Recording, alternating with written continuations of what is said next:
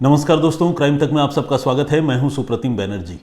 कल मैंने आप लोगों को माँ बेटे के प्यार की और उनके बिछड़ने और मिलने की एक बहुत ही इमोशनल कहानी सुनाई थी, जिसे आप सारे लोगों ने बहुत पसंद किया है। उसके लिए मैं सबसे पहले आप सबको धन्यवाद कहना चाहता हूं और उसके बाद आज के कहानी की शुरुआत करना चाहता हूं। आज की कहानी केरल से है, यानी डाउन साउथ से, सुदूर दक्षिण से। दिसंबर की बात है 2021 की। नौशाद नाम का एक आदमी एक रोज़ रात को अचानक अपने घर से गायब हो जाता है और फिर ऐसे गायब होता है कि किसी को ढूंढे नहीं मिलता। अगले दिन सुबह जब घर वाले ये रियलाइज़ करते हैं कि नौशाद घर में नहीं है, तो फिर वो परेशान होते हैं। वो पुलिस थाने जाते हैं और थाने में जाकर वो नौशाद की गुमशुदगी की रिपोर्ट लिखवाते हैं। ये जगह है केरल का पत्थानमथिट्टा एरिया। पत्थानमथिट्टा एक शहर है, वहाँ की बात है। नौशाद, उसकी पत्नी, उसकी छोटी सी बच्ची, नौशाद के पेरेंट्स भी वहीं रहते हैं। तो वो एक किराए के मकान में वहीं पत्थानमथिट्टा में रहा करते थे, लेकिन नौशाद अब गायब हो चुका था।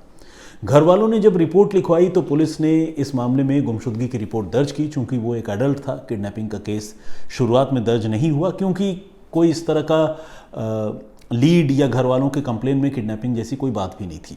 तो खैर, पुलिस ने एफआईआर दर्ज की, मामले की जांच शुरू की। और जो तरीका होता है, सबसे पहले पुलिस ने उसका मोबाइल फ़ोन जो है, उसका मोबाइल नंबर पता किया और उसके मोबाइल फ़ोन को ट्रैकिंग पर लगा दिया, ताकि उसका मोबाइल फ़ोन जब भी ऑन हो, जहां भी ऑन हो, उसे लोकेट किया जा सके। लेकिन दुर्भाग्य ये रहा कि उसका मोबाइल फ़ोन ऐसा स्विच ऑफ हुआ कि फिर ऑन ही नहीं हुआ। दिन गुजरे, हफ्ते गुजरे, महीने गुजरे, साल गुजर गया। घर वाले इंतज़ार करते रहे, लेकिन नौशाद का कोई पता नहीं चला, न तो जिंदा और न मुर्दा। इधर नौशाद की बीवी अफसाना, वो अपने पति को ढूंढने के लिए काफ़ी परेशान थी। लाजमी है, कोई भी बीवी होगी तो अपने शौहर को ढूंढने के लिए जी जान एक कर देगी। ऐसा ही कोई दूसरा फैमिली मेम्बर भी एक दूसरे के लिए करेगा। तो खैर, अफसाना जो है लगातार पुलिस थाने जाती, ये कहती कि उसके पति को ढूंढ दीजिए, कहाँ चले गए, मैं बहुत परेशान हूँ। और इसके बाद अफसाना ने बीच बीच में पुलिस वालों को फ़ोन करना शुरू किया और फ़ोन करके वो बताती कि अरे, मैंने अभी कुछ देर पहले नौशाद जैसे ही एक आदमी को देखा था रोड के दूसरी तरफ, लेकिन जब तक मैं उसके तरफ जाती वो वहाँ से चला गया। इसका मतलब नौशाद ही कहीं है, प्लीज़ उसको ढूंढो। तो इस तरह हर महीने 2 महीने में वो अफसाना जो है, वो पत्थानमथिट्टा की पुलिस को फ़ोन करके ये बताती थी कि उसने अपने पति नौशाद को देखा है। लेकिन इससे पहले कि वो नौशाद को इंटरसेप्ट कर पाती या उस तक पहुंच पाती, नौशाद वहाँ से कहीं चला गया है। अब ये एक अजीब तरीका था, इंग्लिश में जिसे हम कह सकते हैं कि वियर्ड फेनोमेना था ये, जिसमें समझ में नहीं आ रहा था कि पत्नी बार बार अपने पति को शहर के अलग अलग हिस्सों में, इलाकों में देख तो रही है, लेकिन जब तक पत्नी उसके पास जाने की कोशिश करती है, पति गायब हो जाता है। क्या नौशाद वाकई शहर में ही था, कहीं छुपा हुआ था, जिंदा था? और अगर था तो फिर वो अपने घर वालों से या अपनी पत्नी से क्यों नहीं मिल रहा था? क्यों उसकी पत्नी तो उसे देख पाती थी, लेकिन नौशाद अपनी पत्नी को नहीं देख पाता था या फरार हो जाता था? ये सारी चीज़ें जो है वो पुलिस के मन में, ये सारे सवाल जो है उमड़ने घुमड़ने लगे। पुलिस भी सोच में पड़ गई कि भाई, ये महिला अफसाना जो है वो बार बार फ़ोन करती है, ये क्या मामला है? तो खैर, नेक्स्ट टाइम जब अफसाना ने फिर से फ़ोन किया तो पुलिस ने तय किया कि अब वो इस मामले की जांच करेगी और ये पता करेगी कि अफसाना ने किसको देखा, कहाँ देखा। तो अफसाना ने इत्तेफाक से वही कहानी सुनाई कि उसने अपने पति नौशाद को देखा। वो रोड के दूसरी तरफ थी, बीच में डिवाइडर है। जब तक वो डिवाइडर क्रॉस करके रोड के ऑपोजिट साइड में गई नौशाद के पास उसे ढूंढने या उससे बात करने, उसे पकड़ने के लिए, तब तक नौशाद जो है वहाँ से गायब हो चुका था। अब जब पुलिस ने ये वही रटी रटाई कहानी फिर से सुनी तो पुलिस ने अफसाना को पूछताछ के लिए थाने में बुलाया। उससे पूरा घटनाक्रम समझा, लोकेशन आइडेंटिफाई किया पुलिस ने, और फिर पुलिस ने तय किया कि वो सीसीटीवी फुटेज के ज़रिए नौशाद को लोकेट करने की कोशिश करेगी उस पर्टिकुलर स्पॉट पे और आसपास के इलाकों में। अब पुलिस ने उस इलाके में जितने सीसीटीवी कैमरे लगे हुए हैं और आसपास के इलाकों में, रास्तों में जितने लगे हुए हैं, पुलिस ने सबका डेटा कलेक्ट किया और उसका बड़ी बारीकी से मुआयना करने लगी। और पुलिस ये देखकर हैरान रह गई कि न तो उस स्पॉट पर बताए गए समय में और न ही आसपास के इलाकों में नौशाद जैसा या नौशाद के हुलिये वाला, डील डोल वाला कोई भी आदमी पुलिस को नज़र आया हो। कहने का मतलब, पुलिस को नौशाद वहाँ नहीं दिखा। नौशाद की तस्वीर ऑलरेडी पुलिस के पास थी। अगर नौशाद होता तो पुलिस उसे आइडेंटिफाई कर लेती। उसकी पत्नी को भी उस जगह के सीसीटीवी फुटेज दिखाए गए, लेकिन पत्नी अफसाना भी उस वक्त अपने हस्बैंड को पिन पॉइंट तरीके से आइडेंटिफाई नहीं कर पाई। तो ये अपने आप में एक अजीब बात थी कि पत्नी ऐसा तो कहती थी कि नौशाद है, दिख रहा है, लेकिन जब सीसीटीवी कैमरे में उसको देखने की बारी आई तो पत्नी भी उसे लोकेट नहीं कर पाई। अब पुलिस को लगने लगा कि शायद अफसाना जो है कोई खेल खेल रही है और शायद पुलिस को उलझाने की कोशिश कर रही है, किसी सच पर पर्दा डालने की कोशिश कर रही है, तभी ये बार बार फ़ोन करके इस तरह की झूठी कहानियाँ नौशाद के शहर में दिखने की सुना रही है।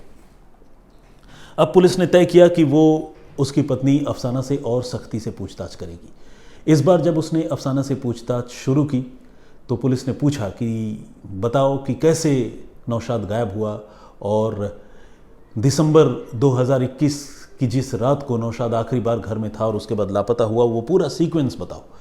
तो अफसाना ने जो कहानी सुनाई वो कुछ यूँ थी कि उस रात को अफसाना के साथ नौशाद का किसी बात को लेकर विवाद हो गया था और दोनों के बीच में डोमेस्टिक वायलेंस, जिसे घरेलू लड़ाई झगड़ा कहते हैं, वो हो गया था। इसके बाद नौशाद रात को घर से निकल गया और रात को ही जो है वो ऐसा निकला, फिर वो गायब हो गया, फिर वो कहीं मिला ही नहीं। तो इस कहानी में एक क्लू या लीड छुपा हुआ था कि नौशाद की गुमशुदगी जो है वो कोई नॉर्मल डिसअपियरेंस नहीं था कि कोई आदमी कहीं मेंटली एब्सेंट माइंडेड हो, कहीं चला जाए, इस तरह का मामला नहीं था, बल्कि कोई एक ऐसा ट्रिगर पॉइंट था जिसने इंस्टिगेट किया था, भड़काया था या नौशाद को मजबूर किया था कि वो घर से चला जाए, और वो ट्रिगर पॉइंट था पति पत्नी के बीच की लड़ाई। अब पुलिस ने, नौशाद तो था नहीं, अफसाना से ही पूछ सकती थी, पुलिस ने उसे फिर से पूछताछ के लिए बुलाया और इस बार उससे कहा कि पूरी कहानी बताओ और बिल्कुल भी झूठ मत बोलना। तो एक तरह से देखा जाए तो पुलिस ने सस्टेंड इंटरोगेशन नौशाद की बीवी अफसाना का शुरू किया और तब अफसाना ने जो कहानी सुनाई वो बड़ी ही डराने वाली थी, बड़ी ही दर्दनाक थी। अफसाना ने ये बताया कि उसके पति नौशाद के साथ उस पर्टिकुलर रात को भी, दिसंबर की एक रात थी, उसका बहुत तेज़, बहुत ज़ोर का विवाद हुआ। असल में बच्चे के रोने को लेकर नौशाद जो है ऐतराज़ कर रहा था और इसी बात पर पति पत्नी के बीच में लड़ाई हुई और वो लड़ाई कुछ इतनी बढ़ गई कि अफसाना ने अपने कुछ दोस्तों को और कुछ रिलेटिव्स को घर में बुला लिया और उसी रात उन्होंने बहुत बुरी तरह से नौशाद की पिटाई की। उसे इतना पीटा कि नौशाद की जान चली गई और तब इस राज को छुपाने के लिए उसने नौशाद की लाश जो है उसे ठिकाने लगा दिया और ठिकाने लगाने के लिए उसने एक कब्र खोदकर उसकी लाश को दफना दिया। ये अपने आप में एक बहुत ही शॉकिंग, बहुत ही चौंकाने वाला रिवीलेशन था, जिसमें खुद एक कंप्लेनेंट, एक मुद्दई, एक शिकायत करने वाली महिला जो है ये बता रही थी कि मैंने अपनी पति का कत्ल कर दिया है। अब पुलिस ने उससे पूछा कि अच्छा ठीक है, अगर तुमने कत्ल किया है तो कहाँ किया और वो जगह जहाँ तुमने लाश दफनाई वो दिखाओ। तो कत्ल तो खैर घर में किया था और 1-1.5 साल बाद उस घर को देखने का या वहाँ से कोई सुराग तलाशने का कोई बहुत ज़्यादा मतलब था नहीं।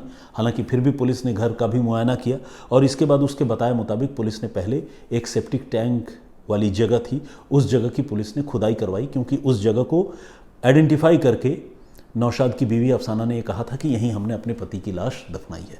पुलिस वहाँ खुदाई करती रही और अच्छा खासा गड्ढा खोद लिया, लेकिन नौशाद की लाश तो बहुत दूर की बात, इतनी पुरानी लाश तो मिलती भी नहीं, हड्डियाँ भी नहीं मिली। तब पुलिस को लगा कि अफसाना शायद अभी भी कुछ झूठ बोल रही है, शायद सबूत छिपाने या मिटाने की कोशिश कर रही है। अफसाना से फिर सख्ती से पूछताछ हुई और इस बार अफसाना ने बताया कि पास में ही ईसाइयों का एक कब्रिस्तान है, उसके पास एक ज़मीन में उसने अपने दोस्तों के साथ मिलकर नौशाद की लाश दफनाई है। पुलिस ने वहाँ भी खुदाई शुरू की, क्योंकि हर कबूलनामे के साथ पुलिस को ये उम्मीद बन रही थी कि शायद वो नौशाद के डिसअपियरेंस और मर्डर केस को सॉल्व करने जा रही है। तो पुलिस ने जब वहाँ खुदाई की तो दुर्भाग्य से वहाँ भी नौशाद की हड्डियाँ नहीं मिली और नौशाद भी नहीं मिला, मतलब उसकी लाश नहीं मिली, कोई क्लू नहीं मिला। अब ये अपने आप में एक अजीब बात थी।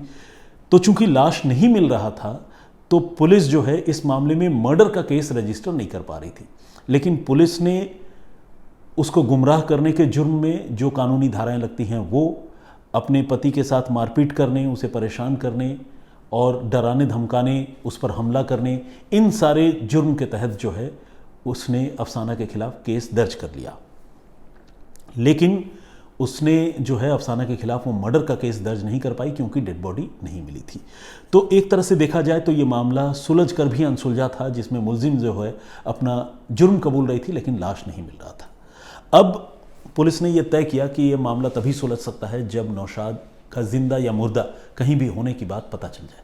इस बीच अफसाना तो गिरफ्तार करके जेल भिजवा दी गई, लेकिन पुलिस ने इस मामले की जांच जारी रखी और इस मामले में इसके बाद एक बड़ा ज़बरदस्त ट्विस्ट आया। हुआ ये कि केरल पुलिस में एक एम्प्लॉई हैं, एक ऑफिसर हैं जिनका नाम है जेमोन।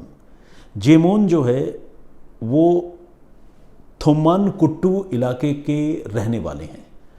अब जेमोन को उनके जानने वाले कुछ लोगों ने थोम्मानकुट्टू से एक रोज़ फ़ोन किया और फ़ोन करके ये बताया कि उन्होंने नौशाद के हुलिये वाले एक आदमी को यहाँ सुदूर ग्रामीण इलाके में, जो जंगलों से घिरा हुआ इलाका है, वहाँ रहते हुए और काम करते हुए देखा है।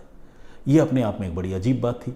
जिस नौशाद को ढूंढ ढूंढ कर पूरे केरल की पुलिस परेशान थी, पत्थानमथिट्टा में जिसके तलाशी के पोस्टर लगे हुए थे, बसों पर पोस्टर चिपके हुए थे, बवाल मचा हुआ था, जिसके ऊपर हमला करने के जुर्म उसकी पत्नी गिरफ्तार होकर जेल जा चुकी थी, वो आदमी कहीं जिंदा है ऐसा देखे जाने की बात कुछ लोग कह रहे थे।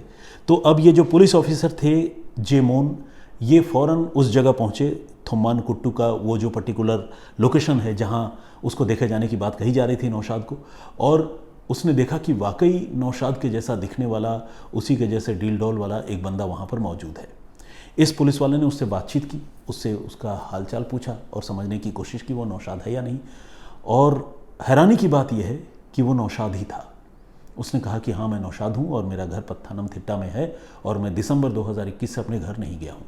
अब पुलिस वाला भी हैरान हो गया कि भाई तुम नहीं गए, यहाँ पूरी दुनिया जो है तुम्हें ढूंढ रही है, आसमान सर पे उठा रखा है लोगों ने, तुम्हारे कत्ल की कहानियाँ सुनी जा रही हैं और तुम यहाँ गाँव में खेती किसानी कर रहे हो। तो उसने कहा कि हाँ, मेरे साथ मेरी पत्नी ने बहुत बुरा व्यवहार किया, मुझे बहुत बुरी तरह से मारा पीटा था और मारने के बाद मुझे एक नाले में फेंक दिया गया था, जिसके बाद मुझे लगा कि अगर मैं यहाँ से रिकवर कर भी लूँ और घर भी चला जाऊँ तो भी शायद मेरी ज़िंदगी ख़राब होने वाली है, क्योंकि मेरी पत्नी मेरी जान की दुश्मन है। तो इसीलिए मैंने तय किया कि अब मैं समाज में किसी और से नहीं मिलूँगा, नई शुरुआत करूँगा। इसीलिए मैंने अपना फ़ोन वगैरह भी किनारे रख दिया और अब मैं पिछले 1.5 सालों से यही थोम्मानकुट्टू के एक ग्रामीण इलाके में रह रहा हूँ और खेती किसानी का काम करता हूँ। एक लेबरर की तरह मैं अपनी ज़िंदगी जी रहा हूँ और बहुत सुकून की ज़िंदगी जी रहा हूँ। मुझे अपनी पत्नी के पास भी नहीं जाना है। यह अपने आप में बड़ी अजीब कहानी थी। जिस आदमी के कत्ल की बात कही जा रही थी, जिसकी लाश के लिए शहर में जगह जगह खुदाई हो रही थी, जिसको लेकर इतना बवाल मचा हुआ था, वो शहर से थोड़ी दूर पर एक दूसरे इलाके में अच्छी खासी ज़िंदगी जी रहा था, अकेला था। अब इस आदमी को पुलिस ने बरामद किया और बरामद करने के बाद पुलिस उसे लेकर आई पत्थानमथिट्टा। वहाँ मजिस्ट्रेट के सामने पेश किया गया, उसका बयान हुआ और उसने फिर से वही सारी कहानी सुनाई और ये बताया कि किस तरह दिसंबर 2021 की उस रात को अफसाना और उसके घर वालों ने मिलकर उस पर भयानक हमला किया था, जानलेवा हमला किया था, जिसके बाद उसने अफसाना के साथ रहने का विचार त्याग दिया और अलग से अपनी ज़िंदगी फ़िलहाल गुजार रहा है और आगे भी वो रीयूनियन नहीं चाहता है, पत्नी के साथ रहना नहीं चाहता है। अब उसके पत्नी को ज़मानत भी मिल गई। ज़मानत मिलने की वजह ये थी कि जिस आदमी को लेकर इतना बवाल मचा था, जिसके साथ मारपीट और कत्ल की कोशिश जैसी बात सामने आ रही थी, वो आदमी ज़िंदा बरामद किया जा चुका था। ज़मानत मिलने के बाद जब अफसाना बाहर आई तो अब उसने एक और कहानी सुनाई। उसने ये कहा कि उसने कभी भी अपने पति नौशाद के कत्ल की बात पुलिस के सामने नहीं कबूली थी, बल्कि पुलिस ने उसे डरा धमका कर और उसे बुरी तरह मारपीट करके उससे कत्ल का ये बयान दिलवाया था।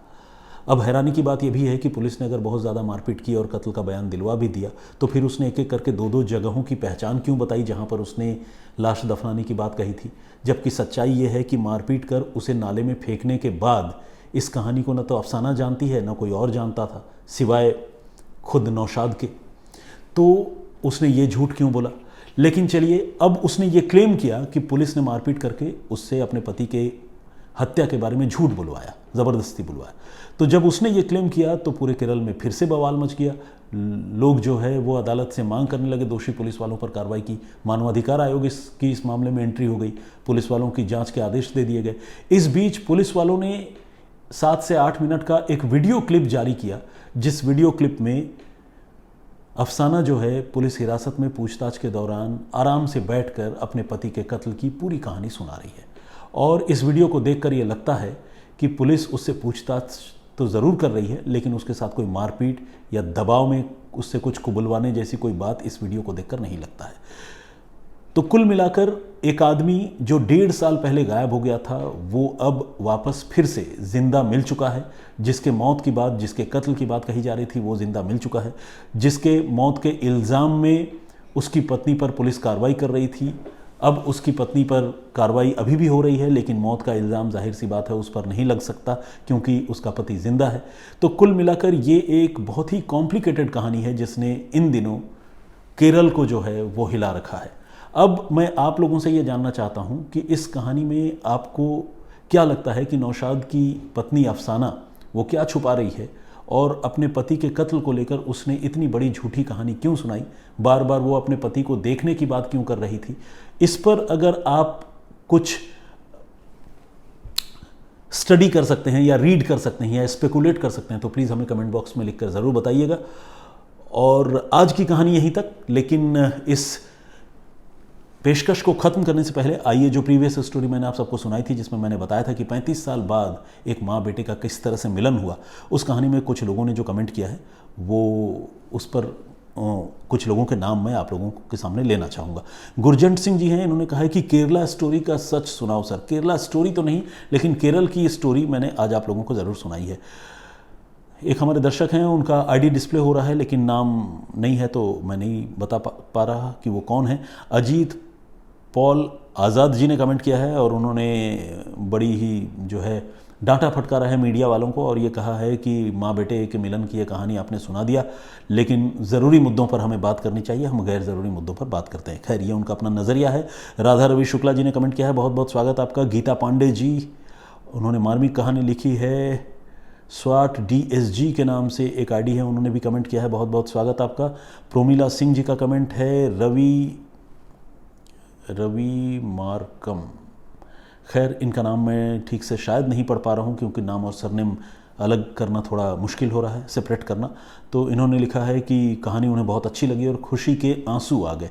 ज्योति परमार जी का भी कमेंट है। रेखा गुप्ता जी, रामू कुमार, सुमेरा राठौर जी ने कमेंट किया है और उन्होंने लिखा है कि आज की कहानी ने सचमुच रुला दिया और ये शायद अब तक की सबसे खूबसूरत स्टोरी है मेरी ओर से, उन्होंने ऐसा भी लिखा है। और ये पाकिस्तान से हमें देखती हैं, बहुत स्वागत आपका। किरण सिंह जी का भी कमेंट आया है। श्याम माली जी का कमेंट है। योगेंद्र जोशी जी ने कमेंट किया है। रजन बाबू जी है। पिंकी महतो ने कमेंट किया है। जसमीत कौर, अनीस आज़मी जी का, अनीसा जमील जी का कमेंट है, बहुत बहुत स्वागत आपका। इन्होंने बड़ी हौसला अफजाई की है, हिंदी, इंग्लिश और उर्दू की तारीफ़ की है, बहुत धन्यवाद।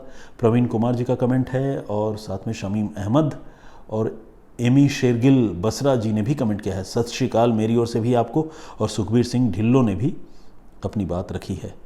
तो खैर, बहुत सारे और भी लोगों ने कमेंट किया है। सारे लोगों के नाम और कमेंट एक दिन में नहीं पढ़ सकता, आप जानते हैं, लेकिन प्लीज़ कमेंट करते रहिए, अपनी राय देते रहिए। मैं उन सारे कमेंट्स को पर्सनली ज़रूर पढ़ता हूँ, ये मैं आप सबको एश्योर करना चाहता हूँ। फिलहाल मुझे इजाज़त दीजिए, अपना बहुत ख्याल रखिए, सुरक्षित रहिए। जय हिंद, जय भारत।